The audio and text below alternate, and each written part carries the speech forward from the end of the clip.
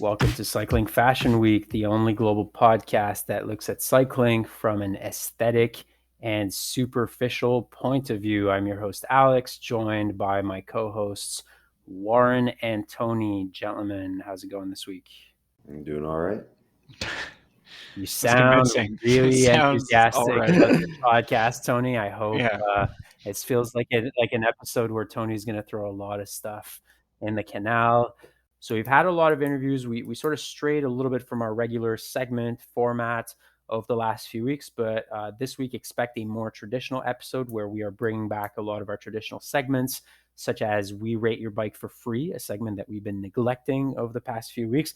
But also, since this is our last episode of 2021, we're going to have a bit of a 2021 wrap up where we each look at our most significant and most appreciated releases, products that we've bought, trends that we've noticed in the world of cycling. So we're going to do a bit of a 2021 wrap up from a Cycling Fashion Week angle. Jumping with the news segment, what's happening right now is the new 2022 World Tour kits are starting to trickle in slowly.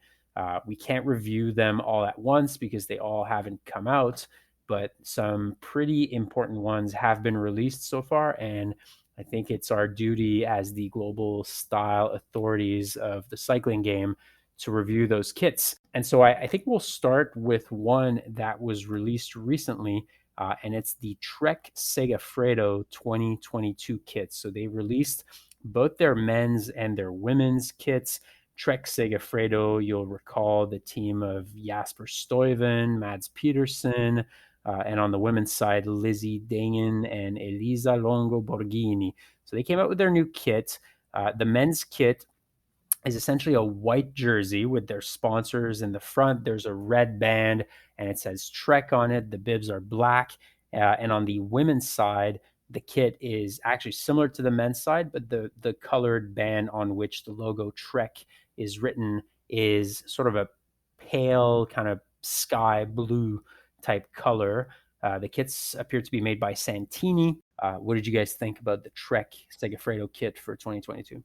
I did just want to not correct you, Alex, but I think the bibs are actually like a dark navy, unless I'm blind. I think they look like a dark navy, but who knows if it's the photo because it's a blue background, so that could be that. So it is a little bit confusing because the background, the official photos, you're right. There's a dark blue background. The riders are on this background, and the bibs are actually darker than the background, so it makes them look black. But you're right that they might actually be kind of a very, very dark navy. Either way, I like these kits. They're pretty clean as far as World Tour kits go. The women's kit in particular, I like the little powder white blue versus the red. Yeah, I like it. I like how Mads Petersen has a world champ band, so we can remember that he was world champ for like a month technically. The socks are terrible. They look like they were the kind of socks you make for like your local cycling club and just get the logo printed straight on. But other than that, I think the kits are nice and clean and some nice solid color blocking with the logos plastered on top. See, I think, I mean, the socks, I don't know the quality of it, but who made it, but I think all that adds and ties in that they've done a really, a really good job beyond just that. There's a certain level of a world tour kit that has to have the sponsors, which always takes away from sort of a bit of the look of it. But they've got the kind of band, and so for the male side, the men's team, they've got the red, and then they've tied that in with the little red of the socks and the logo and the band around the bib shorts. And then the women, they've done the same thing with the kind of powder blue. So it's all the little details they've brought together. It feels very cohesive. It's a pretty nice outing for a world tour kit. It's really unfortunate that it's Trek, because Trek is bad. So I think you guys are, you obviously give this kit a good rating. This kit, to me, by World Tour standards, that is a 10 out of 10. And I say by World Tour standards because World Tour kits, more often than not, are terrible. And this is not terrible. It's actually quite good. I love white jerseys in general, and I find that this is very well executed. I especially like the women's kit. The way the colors come together, I think it's actually very beautiful. I kind of like the sponsors on it as well. I don't know, Santini, Segafredo. It just sounds Pirelli, Italian. don't forget about It's the good. Yeah, Pirelli. Pirelli, But Trek is a well, sponsor. so that's the thing is I don't share. So Warren, especially you, and it seems like Tony, you've jumped on that bandwagon as well. You guys hate Trek, Yeah. and it's fine. I don't hate Trek. I'm a former Trek owner. I'm actually a current Trek owner as well. Vintage Trek though, vintage Yeah, Trek. vintage. So correct. So I'm a former current Trek owner, but I'm a current vintage Trek owner as I own I believe it's the 5300 with the U.S. Postal Service paint job, which is an homage to the greatest rider and the greatest team of all time. But again, back to these kits, I think they're very good, and I think you guys missed a very important point as well. They released a training kit, which is absolutely gorgeous. I think it's that sort of pink jersey with the band on which Trek is written becomes black. The bibs are black, but you guys might correct me and say that they're navy. I actually think these ones are black. So it's kind of black and pink. Love anything that's black and pink. I think that's one of the greatest color combos of all time in the history of cycling. So look, I always expect World Tour kits to be horrible, and this is actually good. And sure, you guys don't like Trek. Look, Trek has done a lot for American cycling in general. Without Trek, is there a U.S. postal team? Yeah, actually, probably they would have gotten on Specialized or whatever. But hey, Trek is a part of the fabric of American cycling.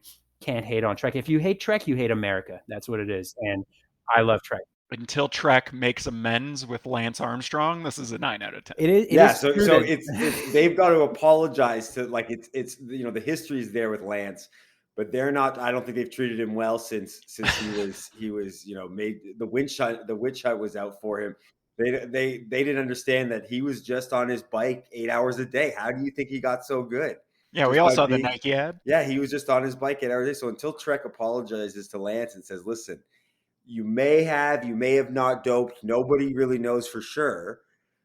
It's not clear. Everyone's got their opinion, but it's not clear. But either way, he brought them so much business. They didn't have to return any money to the people who bought the Trek bikes. So Trek needs to make amends with our boy Lance. the other criticism of Trek that I think is valid is that they basically killed another great bicycle brand, which was Le Mans Cycling. Series of lawsuits between Le Mans and Trek, but also that was because Le Mans was criticizing the alleged at that time doping of Lance Armstrong. So anyway, the fact that they shut down the Le Mans brand, I think is you can criticize Trek for that. But anyway, back to the kits.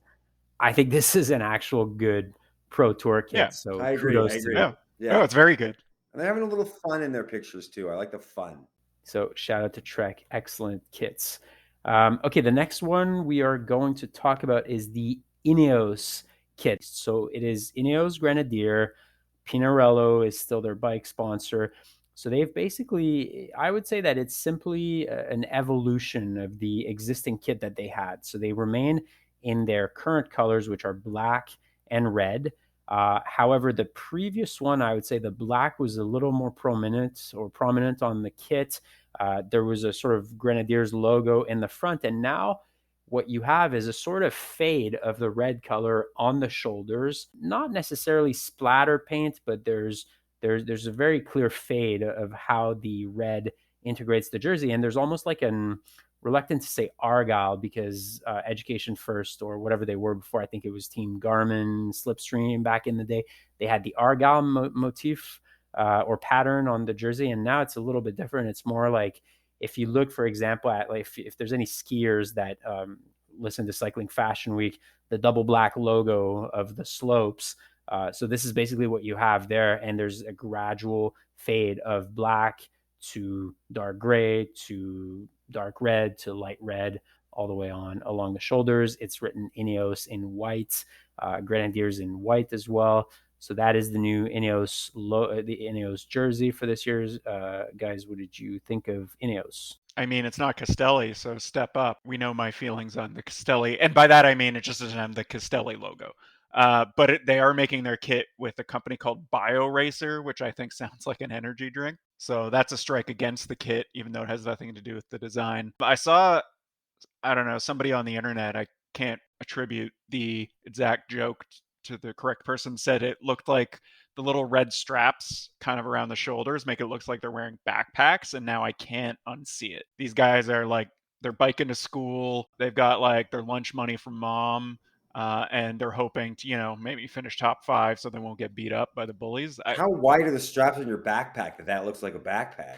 Pretty wide. I got broad shoulders. Doesn't look like a backpack to me. Or yeah, it actually does look like a backpack. And when I saw it, it made me think of, like super long distance gravel racers, like Unbound Gravel. That's right. So the people that race Unbound Gravel that have this sort of backpack that they can, sip water directly throughout it. It did look like that. And Bio Racer, I've never heard of that brand. It just sounds like they're putting in a phone call to Dr. Michele Ferrari there with the name Bio Racer. I have no idea what that is. That's a pretty uneventful release, I think, from Ineos. Didn't think that was an especially well done kit. The Ineos logo too, I just find it a little bit hideous. It's giant as well on their front on the front of the jersey. It almost like this kid almost does more in conversation. It's bad. Well, but I think it was pointed out to me on the internet, and I think that the promotional pictures we have on Cycling Week that I'm looking at right now aren't showing it as well. And, let's give BioRacer the benefit of the doubt.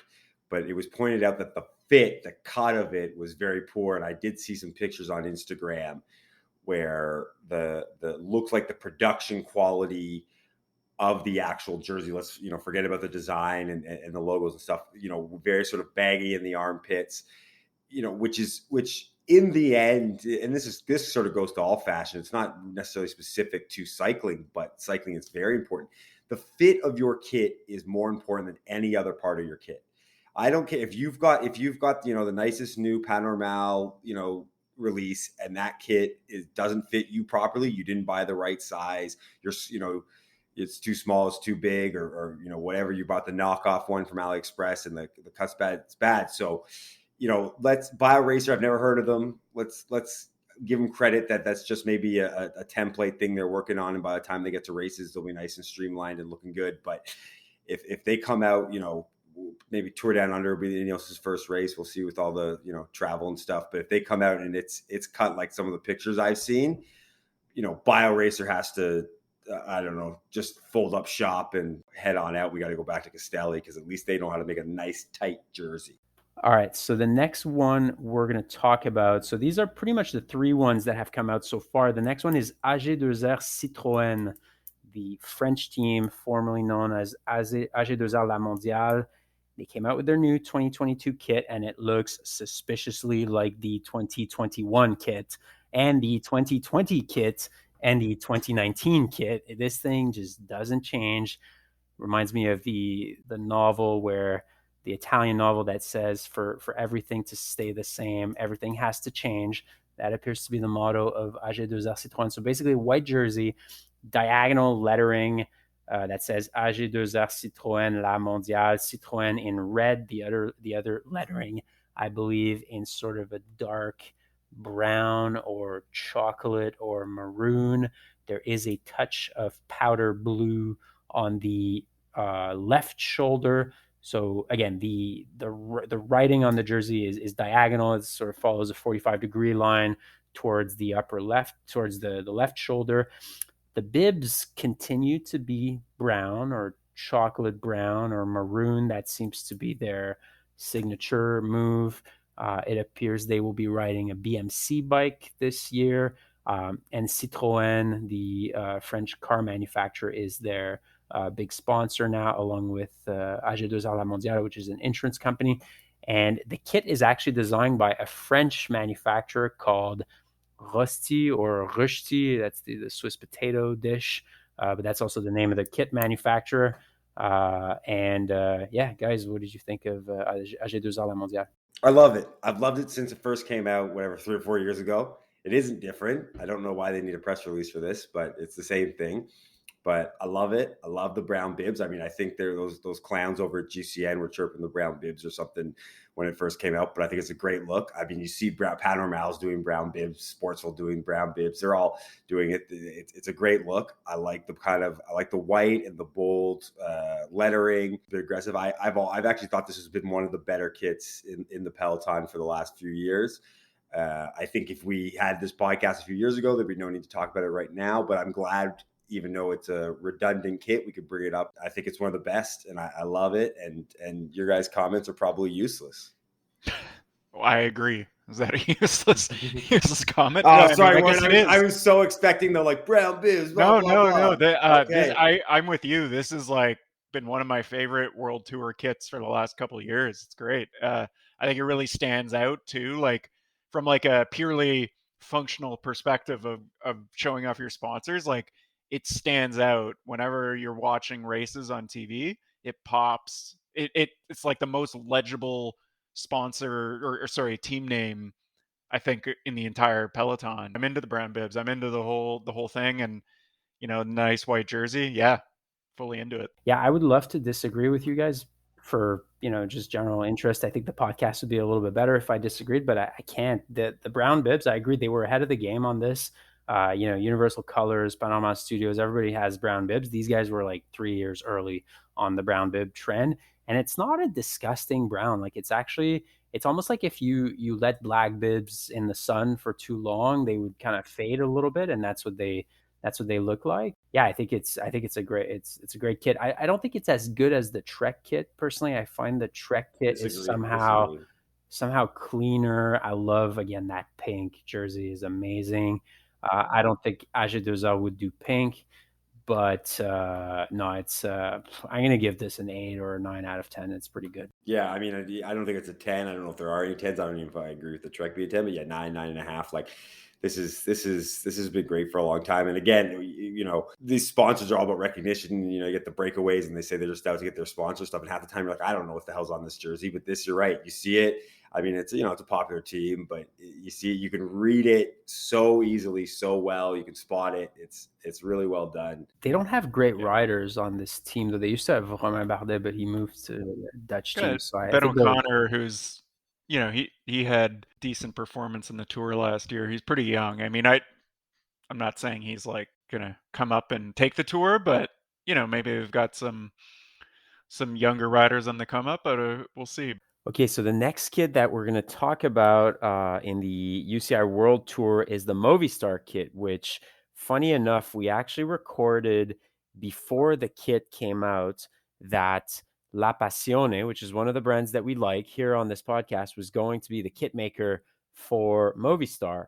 And we were discussing it on the podcast. We actually re-recorded this now that they came out with the kit, but we had predicted that it would just be a big old Movistar kit with the giant M on it and a La Passione logo.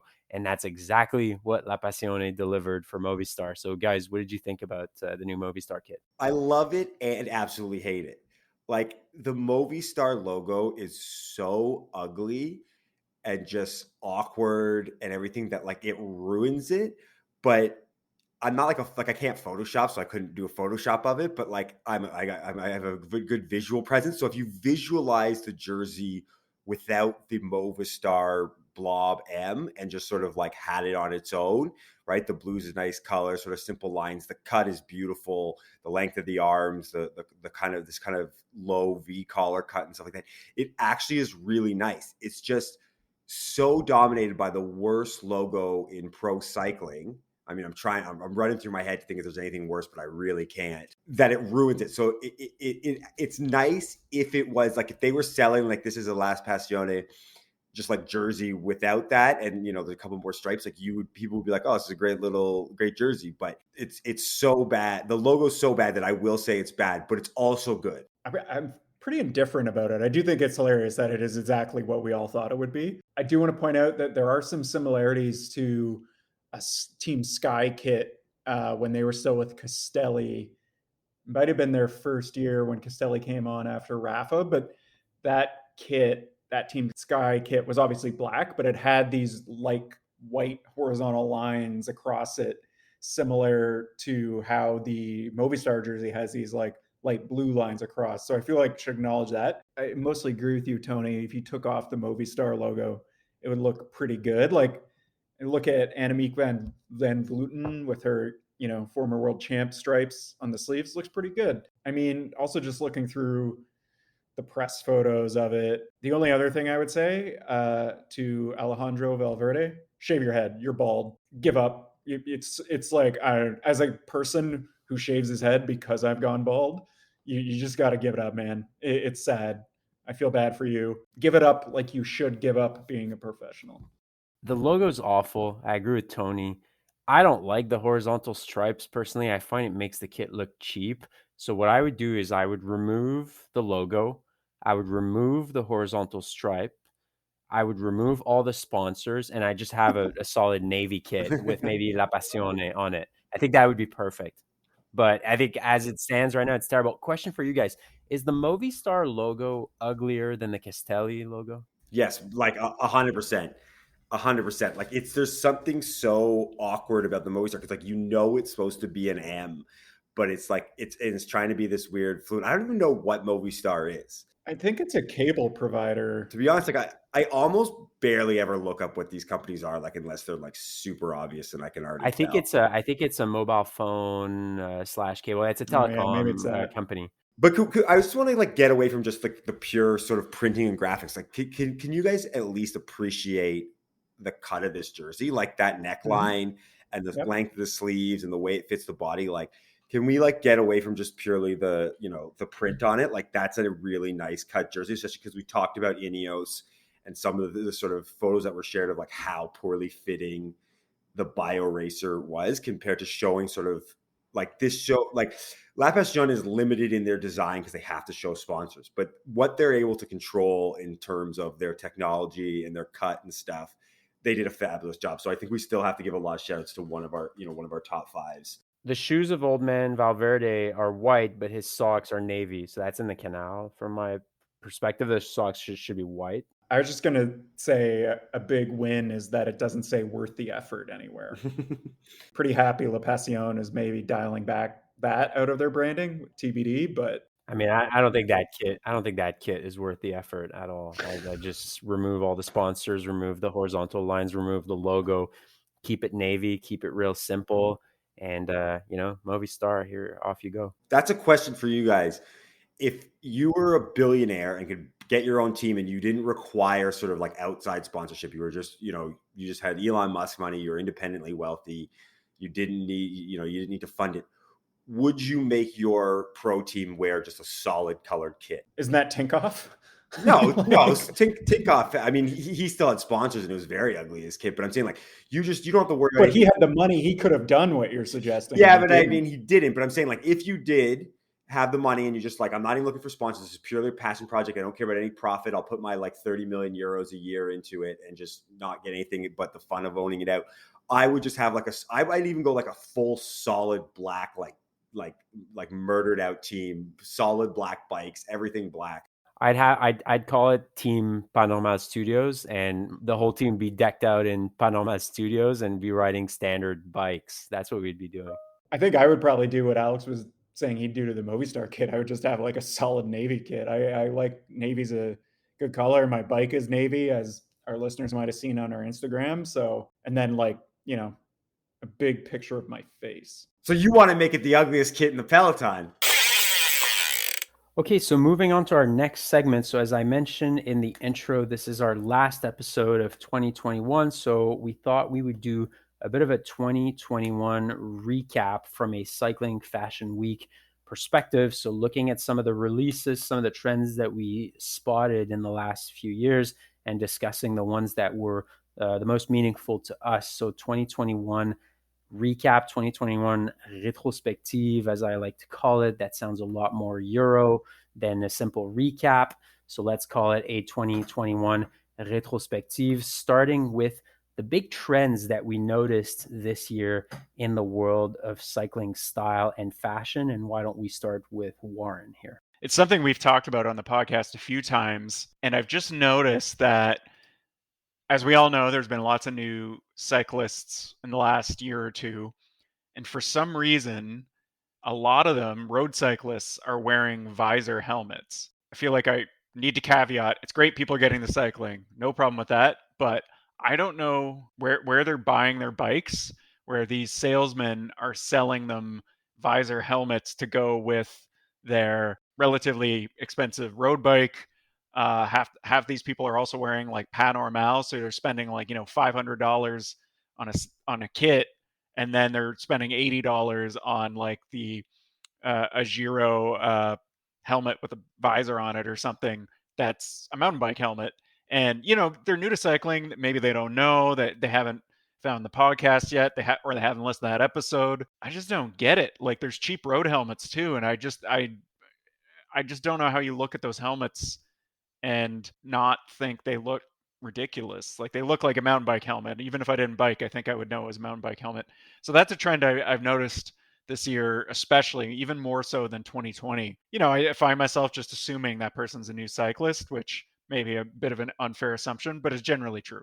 And the only other thing I would say is these salespeople at these bike shops are foolish, because if somebody really wants a visor to like block out the sun, sell them a road helmet and a cycling cap. There's two sales. It's just good business. Actually, I'd sell them expensive sunglasses instead of a that. cycling cap, because as you'll remember, our great friend of the podcast, Prempton, says do not wear a cycling cap under your helmet, because typically people flip the visor. It tends to push the helmet backwards, and if you have a head-on impact, that's no good for your brain. Shout out to our man Prempton. So I would say buy some expensive sunglasses instead. Definitely. So I think actually, obviously, complete agreement with Warren. I don't think there's any argument here. I think I might have been the one who threw in the Canal. I'm not sure. Maybe Warren did, but helmet. But I want to think of us not just as top end journalists, but also as sort of instructors and helpers in the world. And so I think this is actually a good opportunity, because as far as I understand, especially on the lower end helmets, I'm not talking about like the really high end mountain bike ones, all of those visors are removable. And I've seen some helmets that look kind of shitty with a visor, and then you pop it off out of the little holes and it looks great. So I think for our listeners, we'll put together a how-to video on how to remove your visor and then throw it in the canal. Just the visor, because we want you to be safe with the helmet, but then throw it in the canal. Even if right now, if you're there looking at your helmet that you bought and you're thinking, man, I wish I didn't have a visor, I got good news for you. Go to the helmet. I guarantee you can pop that visor off and it will start to look more like a road bike helmet. So there's a lot, Warren's right, but there's a lot of positivity here, people. Okay, so my trend that I spotted this year in the world of cycling that I think was present in 2020, but it really ramped up in 2021, is I noticed pro cyclist fascination with obscenely expensive mechanical watches, mostly made by the brand called Richard Mille, or Richard Mille for all you English speakers out there. So a couple of things there. I think it really started with probably Julien Alaphilippe of the Koenig Quick Step, who started winning races while wearing something like $500,000 watch, which I think apparently is made out of carbon and rubber. Anyway, he has that sort of blue bracelet on the watch. And apparently that's the hilarious part, is it's also a watch that has an odometer function that helps you track your mileage as a cyclist during the year. So as if we needed that with all the different tech that we have right now. But anyway, so I started wearing that. Mark Cavendish as well wore one at the Tour de France this year, where he matched Eddie Merckx's record for the greatest number of Tour stage wins. Anyway, that's something I really noticed this year. It was around over the previous years, but it really accelerated this year. I don't know if it's as a function of watch manufacturers, so kind of Swiss expensive watch manufacturers wanting to market to cyclists overall, because cyclists tend to be a higher income group, probably a lot of crossover between expensive bike buyers and expensive watch wearers. But anyway, that's something I really noticed this year on the Pro Tour, guys wearing ridiculously expensive watches. I like it in general. I like the idea of it. Would I wear a $500,000 watch on a bike? Probably not. I think I would wear something a little more robust or something a little less expensive. So if I crash or something happens, I don't care quite as much, but I'm also not as rich as these guys. It's a wonderful trend. I think that, to give another shout out to our good friend, the pod Prempted, we discussed in that we all wear, Alex Prempted and I all wear mechanical watches while riding, mostly for style. Sometimes I actually won't bring a computer with me, and I'll use it just to kind of track the time and where I'm at. But I think in general, it's a great look. If I had Richard Mille money, I would definitely be wearing one while riding. And even if I crashed it, I assume there's some sort of, replacement guarantee. And if not, a scratched up Richard Mille that someone's saying, well, what the hell happened to your $500,000 watch? Wow, I crashed it. I crashed it in my local parking lot crit Tuesday night crit, I think it's a flex, to be honest. You're saying like, look at this. I'm a shit cyclist, but I got a $500,000 watch on my wrist. Actually reminds me, I think 2 years ago, so I think the year before the pandemic, so 2019, there's this gravel ride in the eastern townships of Quebec called Les 100 à Bessette. So basically Lynn Bessette, the former Canadian pro, I think she probably was a national champ. Anyway, she's one of the greatest female Canadian riders of all time. She was organizing a gravel ride there, beautiful gravel ride, held in early October, so sort of peak fall colors there. So I did that ride a few years ago, and at the end, there's an area with like beer and food at the end. And I sat down, talked to a few people, and the guy that I was sitting across me had just done this like pretty muddy, pretty messy gravel ride while wearing an Omega Speedmaster watch, which is actually kind of a delicate watch. Like you don't want to bang around an Omega Speedmaster, let alone get it wet. Guy was just riding kind of muddy, wet gravel with an Omega Speedmaster. So, hey, people do that. All right, Tony, what was your trend in 2022 that you spotted? So this one, this is a negative. I mean, some people might see this as a positive, but I see this as a bit of a negative, and it's a bit about styles. I've noticed that when out on the road, everyone seems to be wearing a kind of whatever brand they've purchased or that kit is, all of it matching. So say, Panorama, they have a cap on, they have the bibs, they have the jersey, they have the jacket, they have the socks. It's all matching together. It's all part of one sort of collection, and they're all kind of going into it. And I think a lot of people might look at this and think, well, that's good, right? Like I'm keeping it all together. But I actually think it's sort of a weak point. It shows a weakness in your style. You can really appreciate a cyclist's ability to sort of put together a nice kit is when they take different brands, when they have, it's a MAP jersey, it's Albion bibs, it's, Panorama gilet, and they put together and it just all kind of works. Like it's as cohesive as if you're sort of buying this collection off a rack. And that's like a certain skill. Warden and I have a good friend that we ride with. He's probably the most stylish person outside of cycling on the bike. And he does it. He rolls up on a thing and it's every single different brand that you can think of. He's got a Universal Colors hat on, Map this, Rafa that, and it just looks impeccable. It looks incredible. He's figured out a way to make sure the colors all go, everything goes together. And I find it just so much more impressive than someone going in, dropping all the money on kind of one collection. I don't know, maybe it's everyone wants to look like an ambassador, but I'd like to see people mixing and matching brands and sort of fitting that style, showing a little more uniqueness in their style, so that's a trend I noticed. And I kind of hope goes away. People a little more confident in what they wear. I want to note that we've had a couple requests from listeners via DMs to our Instagram, and I think even email to like cover this topic of mixing and matching brands, like yay or nay. And I agree with you, Tony. Like our friend Sean, who you mentioned, who he dresses impeccably. I don't even know how he does it sometimes. He just shows up. I'm like, wow, that really works. And it's just like not only a brand combination, but even a color combination I might not even think of. I'm all for mixing matching kit. I definitely do it sometimes. Half the time it's because, certain stuff's in the laundry. It is a skill, though, to mix and match because it can go real wrong. I think staying with the same brand is kind of the safe choice. Stuff was designed to go together most of the time. So if you're a new cycling fashion aficionado, maybe keep it simple, stay with the same brand. Guy like, Sean that you mentioned, he's an expert cycling fashion guy. He really knows what he's doing. So yes, in this case, you can go ahead, but it requires a certain level of skill in order to be able to properly pull it off. That's what we're here for. Okay, all right. So the next part of our 2021 retrospective, we are going to look at some of our favorite releases from 2021 from a variety of brands that we follow.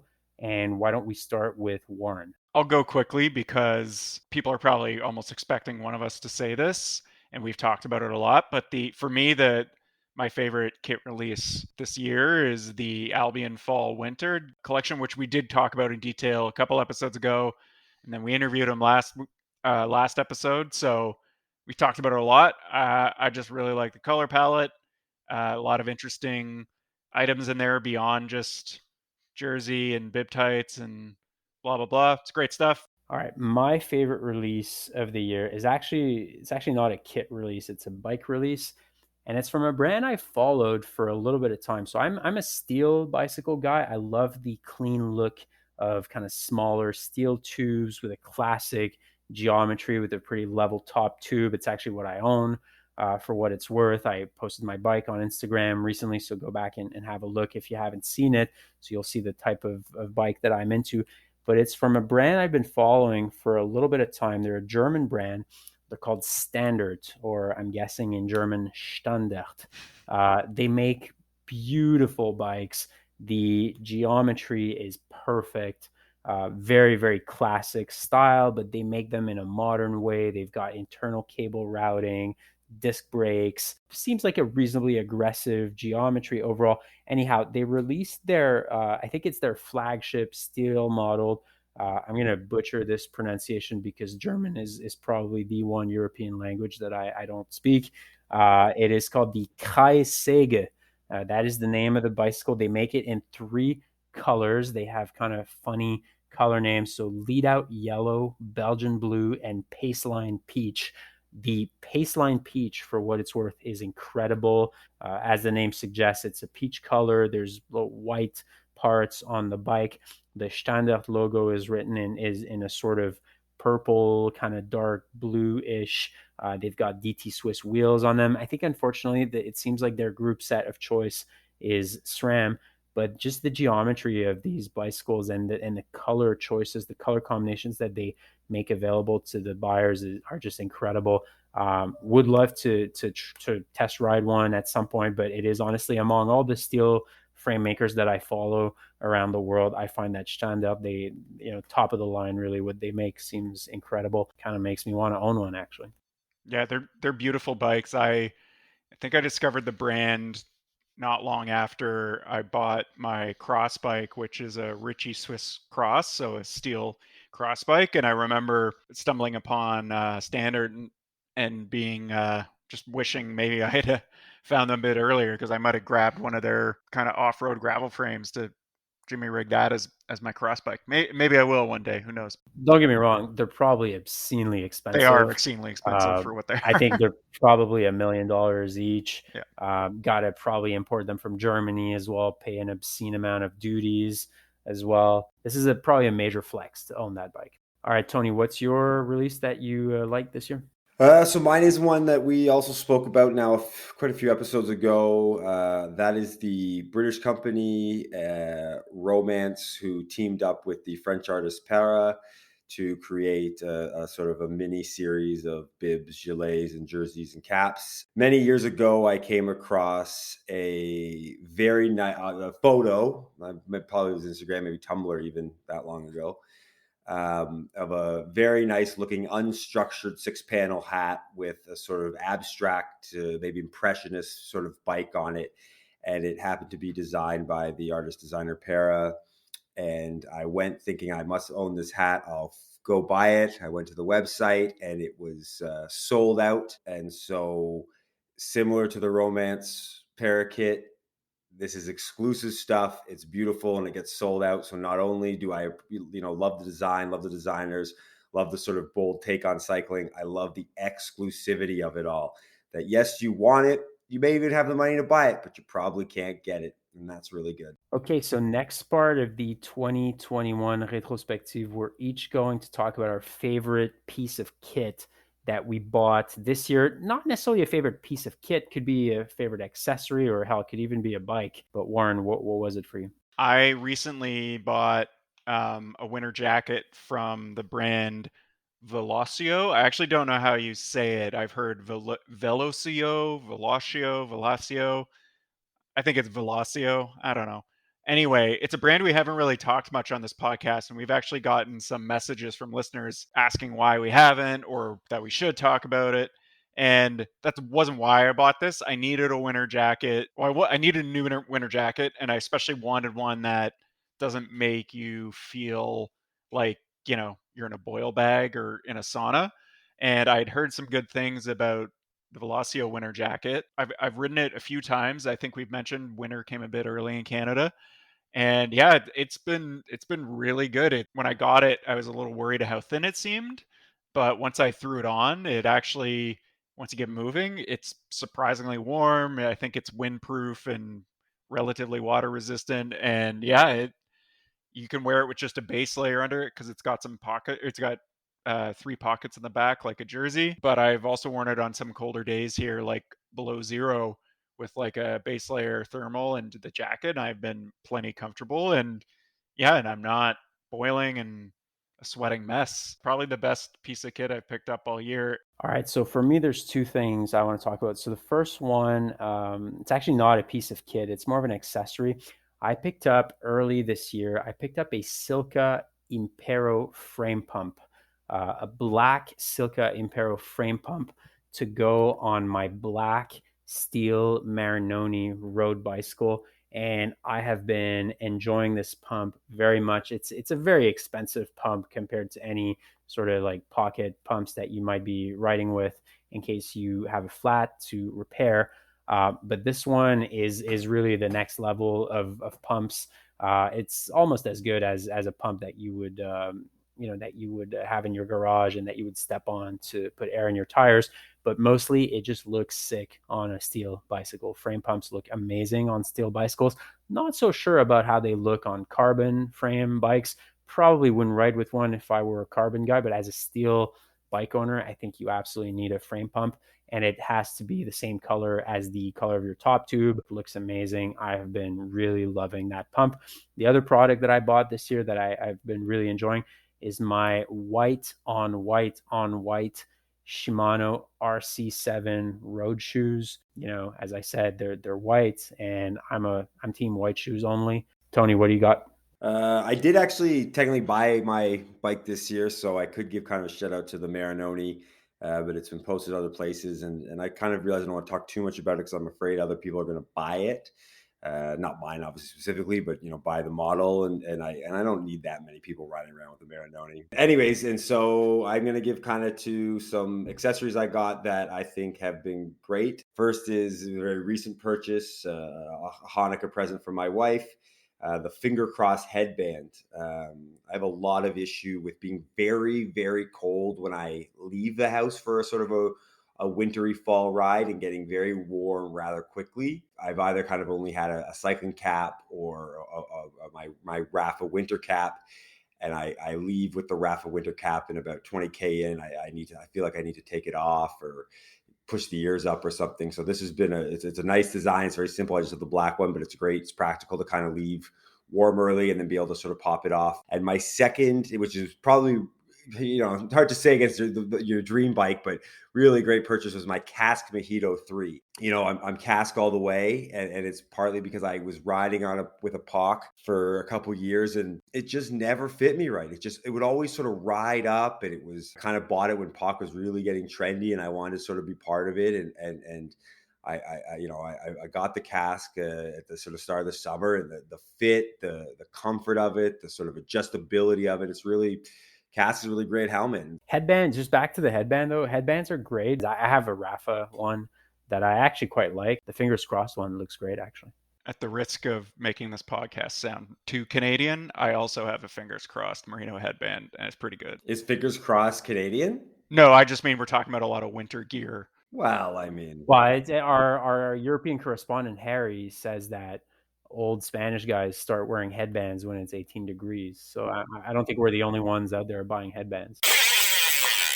Okay, moving on to our next segment, Into the Canal, where we toss something that we absolutely hate from the world of cycling into the Canal. This is our last into the Canal of the year, so we'll make it a good one. Tony, what are you throwing in the Canal? Actually, last episode, Tony was positive. Tony, everything was good in the world of cycling. So are we still in that mood, Tony, or have things changed? No, peak cycling is over. We're on the downslide now. But this week, I'm throwing something I would say is controversial. People will get upset with me. Zwift. I am throwing the cycling training video game avatar program Zwift into the Canal. Tell us why. I'm going to tell you why. I mean, maybe, not every single cyclist in the world does this, but I wake up in the morning and I unfortunately turn to my phone to look at stuff on the phone, Instagram, various things. And then I get a coffee and I sit down and I sit in front of a computer and I sit for 7 or 8 hours typing away, staring at a computer. And then I make my dinner. And now that my kitchen table is also my office, I sit in front of the TV and watch an episode of Below Deck. I started riding with Wahoo System. There's not a sponsor for them, so Trainer Road or any of the other kind of things that aren't Zwift.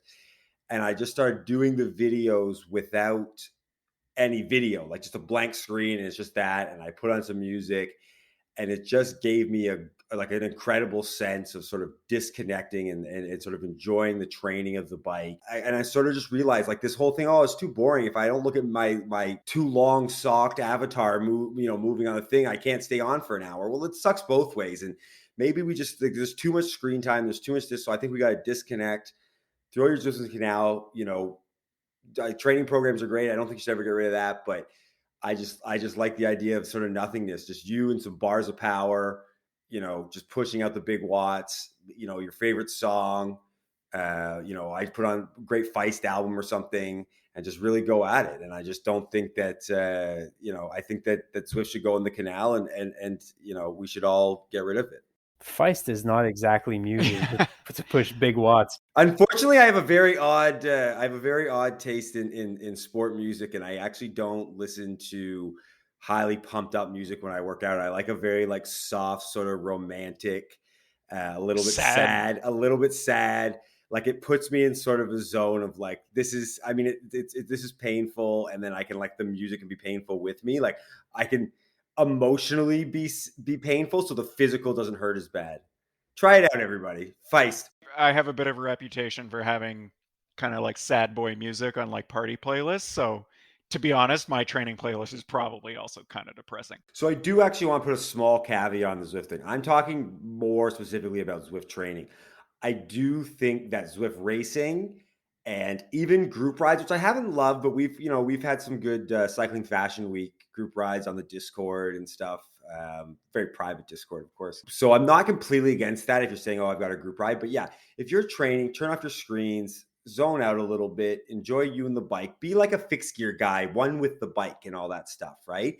Have your imaginary spacers and your sticker that says this machine kills fascism and stuff, and just be one with the bike for an hour. I'm on Zwift, but I actually don't really look at the screen. I don't know. I've just out of habit, I guess I've been on Zwift.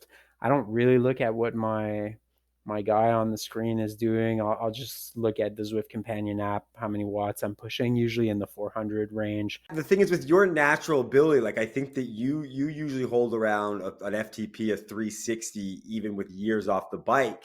So I don't know why you need training at all. Like, you could stop riding, become a donut, a Tim Hortons, Tim Beeb's donut reviewer for 2 years, come back and you still be crushing all of us. You're the only person whose FTP went up with a newborn. That's right. And what I need in reality is not working out. It's Dr. Michele Ferrari. That is really what I need to get to the next level.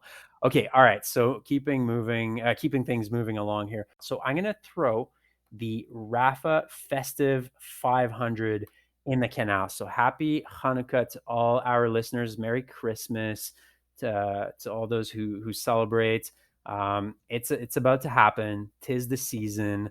Rapha is about to blast your Instagram feeds with the Festive 500. So for those new cyclists who don't know what that is, the cycling kit brand Rapha, they've been pushing this thing called the Festive 500, where they want you to ride 500. Is it miles or kilometers? kilometers. So 500 kilometers between Christmas and New Year's, basically. So from the 25th Christmas Eve to New Year's Eve. Christmas Eve to New Year's. So from the 24th to the 31st, they want you to clock in 500 kilometers, and then it's this unbearable thing that's going to happen on your Instagram feed where people are going to hashtag the festive 500. They'll show you their odometer, where they are out of 500. So today I'm 92 out of 500, 166 out of 500. It'll go on for the week.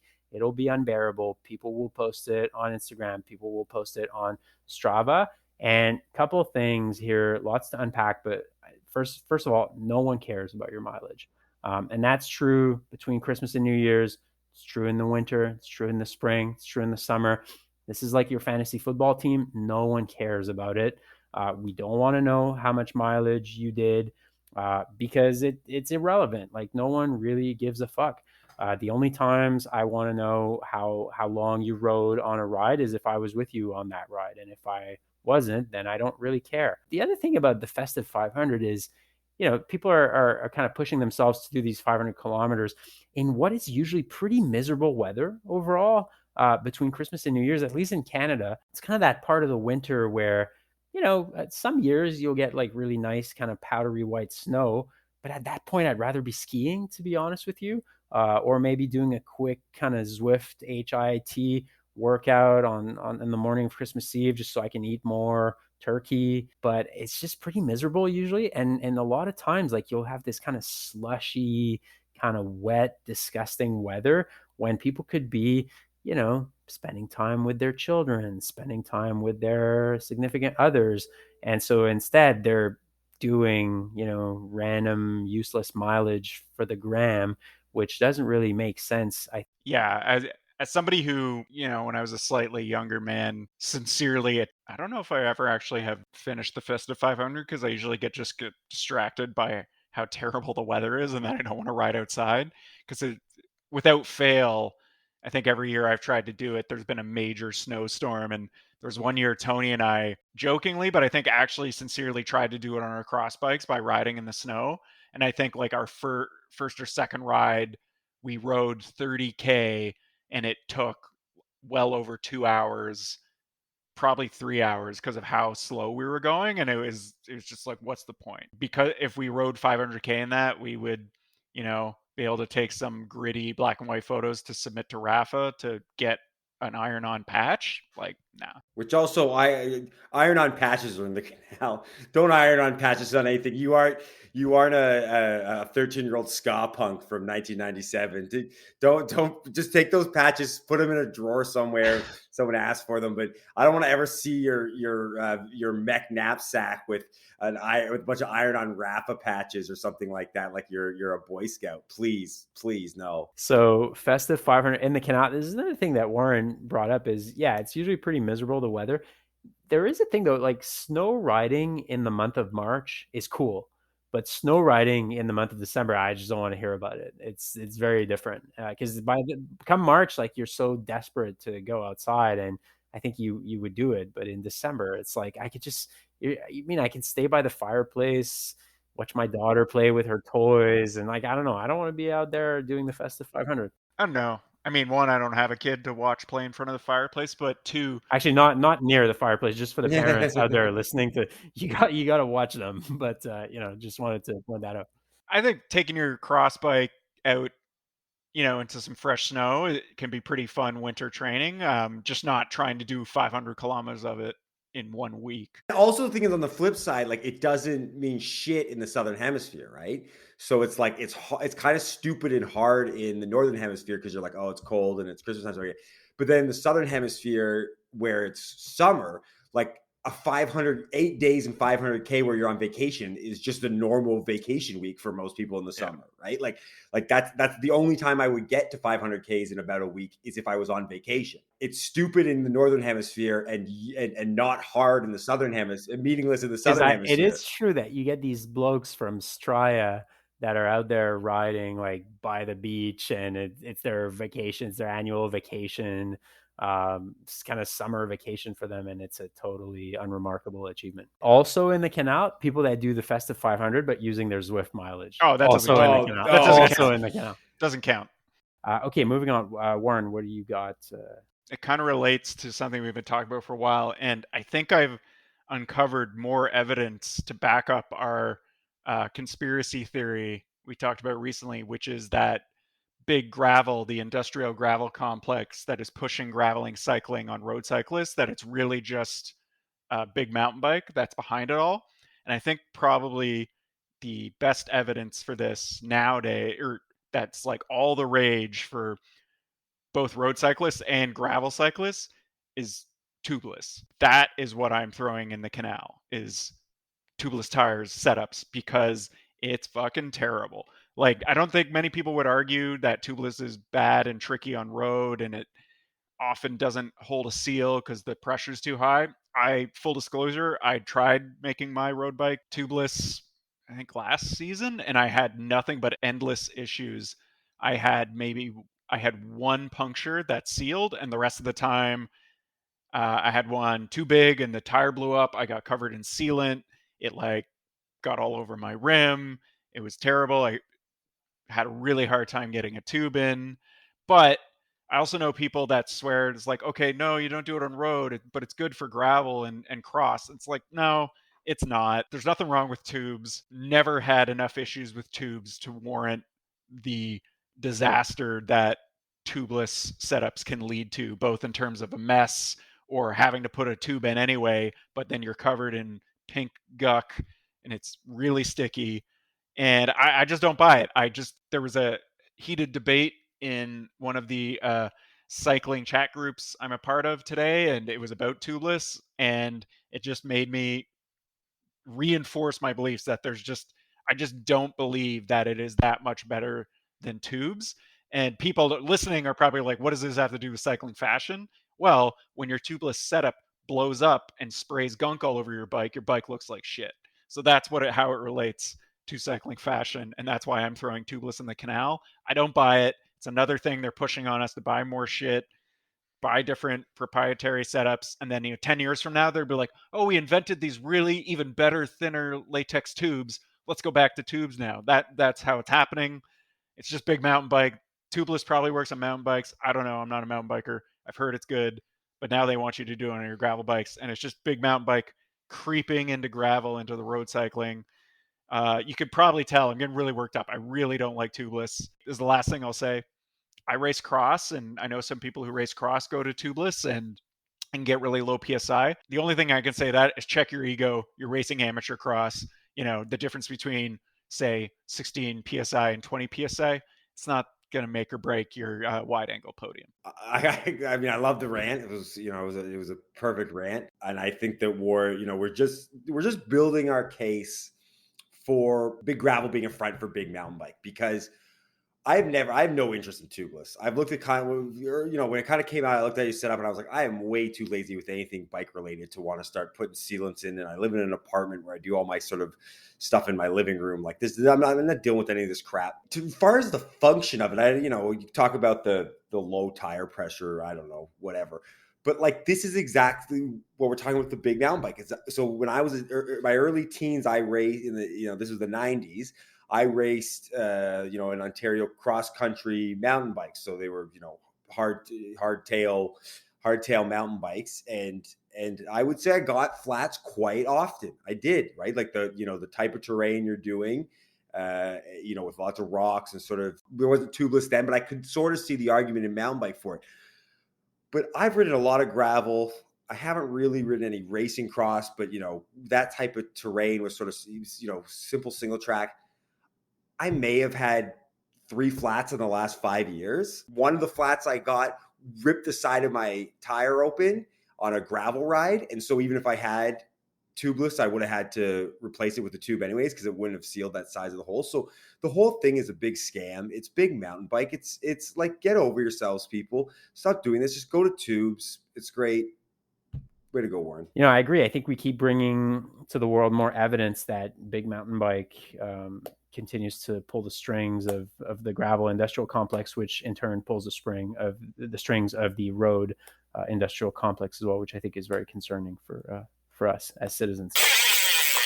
Okay, so moving on to our next segment that we have neglected over the last few weeks due to all the interviews that we've had. We just couldn't really fit it into the episodes. We rate your bike for free. So listeners send us pictures, a description of their bike at cyclingfashionweek@gmail.com, or you can also send us a DM on Instagram at cyclingfashionweek.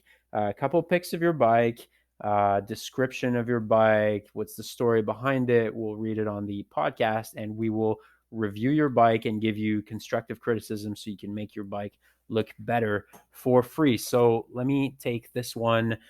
So this one comes to us from Vince. Vince is originally from Toronto, but moved to New York City 3 years ago.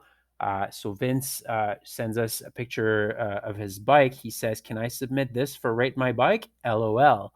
And then so we answered, "Yeah, of course, bro, but you got to tell us a little bit more than that." So he says, "For sure."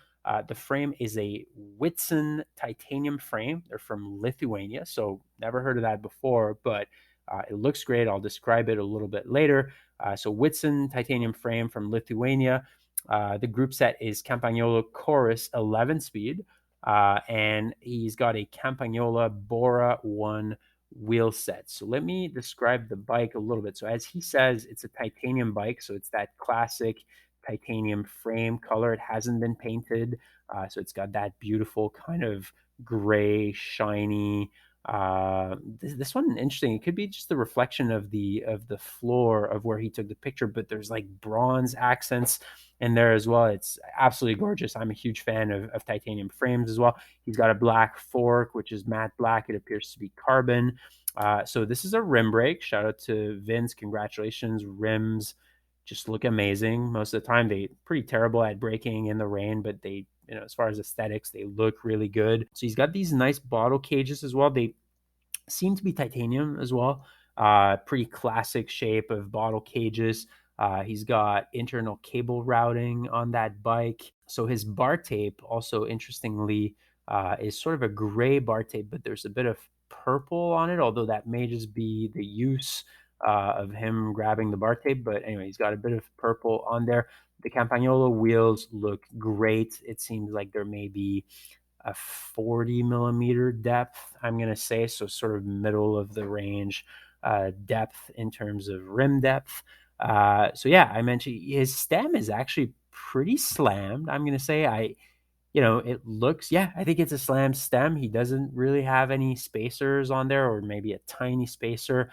So kudos to Vince for that. And I will say though, his seat post is actually very low on this bike. So he's got a drop from the seat post to the stem and the cockpit, but there's not a whole lot of seat posts on that bike there. And it seems like his seat is brought forward as much as is humanly possible on that bicycle. So it's possible that our guy Vince got this bike on the secondhand market. The frame might have been a little bit too big for him, but couldn't pass up this beautiful titanium frame. So kind of adjusted it or got it fitted, and really lowered the seat post and pushed the seat forward. So that's kind of what I'm seeing here. We'll put the pictures on our Instagram account at Cycling Fashion Week, and I'll let Warren and Tony kick off the discussion of that bike. Really nice bike. My only main issues with it are the almost no exposed seat post, which, people's body proportions are different. Maybe he's got pretty short legs, but really long arms. Maybe that's what's going on. I don't know. It would be great if he could show a little more seat post. The other thing, you mentioned the bar tape. I think that is the purple in there is actually colored. It looks like Supercar's bar tape. I don't know. They got some weird color things going on that I'm never a fan of personally, with everything he's got going on there with the black fork, the really nice carbon wheels. I would just have pure black bar tape. I agree. I'd probably go black bar tape as well, but I do think it looks nice here. And Yeah, interesting point on the Supakaz bar tape, because they also have bottle cages that are made of titanium, and I think that's what he might be having here. I think those are king cages. It looks like he has Oh, king okay. Yeah, cages. I have king cage, not the titanium, but they look very similar to mine. Yeah, I mean, I think that maybe it feels like a bit of a secondhand market type of bike with him sort of dealing with some of the sizing issues, and yeah, it would be ideal to have more seat posts exposed. And if there was a fully custom build, I think maybe who was doing his fit might have sold him a little the wrong way. But let's take that off the table and just sort of say it was a stock size and he got it. He's done a great job with all the little details. I agree. I don't like the Super Kaz tape personally. I don't like the color. I don't like this thing, but the bar ends on it are very nice. I don't know if that's that stock with the Super Kaz are nice, but the bar plugs are very sort of simple, nice. And then I like because he's a New Yorker now, and then they're walking here, so he put a nice little I think it's a crane bell, so when he's doing laps of Prospect Park to make sure that anyone in his way knows he's coming. So That's a spur cycle, actually. it's a spur cycle. Sorry, what did I say? So. Crane? Yeah. Yeah. Spur cycle's more expensive, so it's better. Okay, exactly. So yeah, I give this. There's a few knocks here, so I'll give it an 8.25. So no, again, I think I'm the only one who mentioned the slammed stem here. Whenever we post a bike on Instagram like clockwork, our followers, you guys, the listeners, shout out to you. They come out, the Cycling Fashion Week army, they say that stem needs to be slammed. Stem needs to be slammed. That's always the first comment. And our guy Vince here, he came to us with a properly slammed stem. So congratulations, Vince. I think that'll win you a lot of points among our audience. So just on the company that makes these frames, so I was just checking it out. So Whitson custom TI cycles. Yeah, from Lithuania. There's a custom builder. Not even going to attempt to pronounce his name. Actually, I can't. It's not that hard. Vidmantas Zukauskas, sorry. So it seems like an old guy making TI frames, been doing it for a while. They're beautiful. I mean, they have some pictures of their frames on the website. Vitson logo's pretty big. That seems to be the trend actually in frame logos. But they're showing them, all custom TI frames with an Envy carbon fork. I think that looks amazing. Personally, I've always been a big fan of titanium. I do think I will own one at some point. It hasn't happened yet. Actually, really nice from Vince. Yeah, aside from the seat post issue, I don't know. I'm inclined to give this an 8.5 or a 9. This is really well done. So I just have a quick question. So I by the look of the fork as well as sort of what Vitson's done with other stuff, it's probably an Envy fork that's being run there. But it looks like now it could be because I had an Envy fork on my older bike and it did have a sort of a matte black logo, which may not come up in the photo. But at this point, it looks like there's no logo on the Envy fork. And that brings me to a question. When you have something of the caliber of Envy, there's something very appreciative about sort of stealth and non-branding, but should you make sure that Envy logo is on there and visible if you have an Envy fork or High in Columbus, any of that kind of stuff? Should you make sure that the logo is on there or should you keep it sleek? What do we think? I would like to see the Envy logo on this. I think a small logo would be optimal. I think there's the right balance between kind of flexing your Envy products with a giant logo on it and just being a little bit more stealth about it. But I do think you need an Envy logo on it. Just respect the product. Like, it's such a great brand. You need the logo. I would disagree. I think I'd go for sleek, and the reason I would have an Envy fork is just to tell people I have an Envy fork. That's why I don't care about the ride quality, whatever performance. I just want to tell people I've got an Envy fork. Like fucking texting people, like letting everybody know, like ride past people, and I don't say hello. I say I've got an Envy fork, and that's it. Have you guys noticed in Envy, like in anything Envy, the higher up you go in terms of the range, like the more expensive you get, the bigger the logo seems to get as well. Like I have the Envy Foundation 45 wheels on my Marinoni road bike, which is the entry level wheels of Envy, which is, entry level Envy is pretty damn good. But the logo is actually on there, but it's quite small. And as you go up the range, like the Envy, Gucci wheels, like for people who want to, let the Warren type of people who actually Warren doesn't want the logo, but he wants people to know that he has Envy. So as you go up the range in terms of price and in terms of quality, like the Envy SES wheel range, like the SES 4.5, giant Envy logo on the wheels. So generally speaking, the size of the logo is positively correlated with the price you pay for the Envy product. All right, thanks, Vince, for submitting your bikes. So pretty high marks from the guys on the podcast. We'll post it on Instagram at Cycling Fashion Week, and hopefully our listeners will also provide some constructive criticism on your bike and help you make it better. Thank you again, Vince. Okay, that's a wrap. Cycling Fashion Week, last episode of 2021. Thanks a lot to all our listeners for having supported us throughout the year. This was our first year, kind of started this 4 or 5 months ago, and we've been amazed by the growth that we've had in our listeners and our audience. So this podcast would not be possible without you, the listeners. Thank you very much for listening. Thanks for your engagement. We really appreciate it. And we will definitely be coming back in early 2022 with more Cycling Fashion Week. Still lots of stuff to talk about. We actually have big plans for the podcast in 2022 as well. We hope to bring you more interviews with kit makers, pro cyclists, bike builders, anything you want, anything that deals with how you look on the bike. We plan on doing that in 2022, and we hope to have you along for the ride. Thanks, Warren. Thanks, Tony. Have a great holiday season. All of our listeners, please don't do the Rafa Festive 500, but do keep riding. Do enjoy yourselves on the bike. Stay safe, and we will see you at the beginning of 2022. Take care.